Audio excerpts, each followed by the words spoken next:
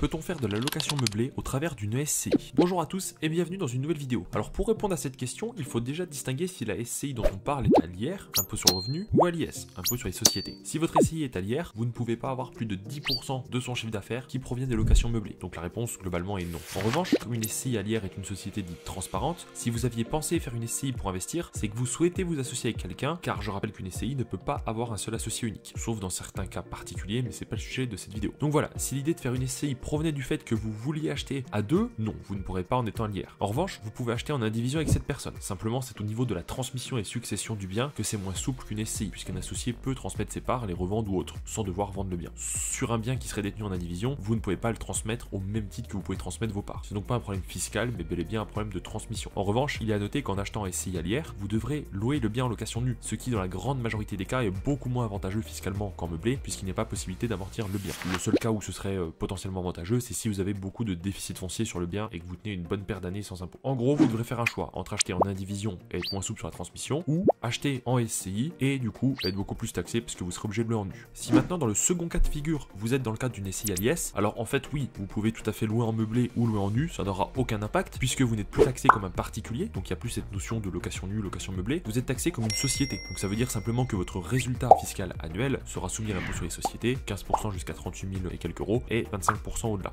Vous allez profiter d'amortissement sur le bien, que ce soit nu ou meublé, donc ça c'est l'avantage des personnes morales. Par contre, n'oubliez pas une chose, c'est que quand vous êtes en personne morale et que vous revendez ensuite un bien, les amortissements pratiqués sur toutes les années de détention sont réintégrés dans le prix de vente, ça fait une plus grosse taxe à la plus-value, et puis surtout tout l'argent constitué au travers d'une société, si un jour vous voulez le récupérer, il faudra repasser par la case flat tax, sauf si vous gardez l'argent au sein de la société pour refaire des projets et tout ça, mais il y aura quand même bien un jour dans tous les cas où vous devrez récupérer cet argent, même si c'est dans longtemps. La question entre être en personne morale ou personne physique se pose, c'est une vraie stratégie à établir, puisque il y a des différences sur les régimes fiscaux lors de la détention, les plus-values à la revente, et aussi sur l'utilisation du fruit, sur les bénéfices que vous allez en tirer. C'est donc une bonne question. En tout cas, moi ce que je vous conseille, c'est plutôt de préférence de privilégier le nom propre et la location meublée si vous avez envie plutôt d'avoir des rentes régulières qui ne sont pas fiscalisées, si c'est des projets qui vont pas être faits avec des montants astronomiques, ou alors s'il n'y a pas plusieurs associés. Voilà, c'est une réponse un peu générique, elle n'est pas forcément vraie à tout, on va dire de tout point de vue, mais c'est une piste de réponse. N'hésitez pas en tout cas à nous contacter si vous avez des questions fiscales, comptables, ou vous souhaitez faire des simulations d'investissement, ou en fait n'importe quoi globalement qui touche à la fiscalité. On pourra prendre rendez-vous et nous pourrons répondre à vos questions. Merci à tous d'avoir suivi la vidéo et je vous dis à très vite pour une prochaine.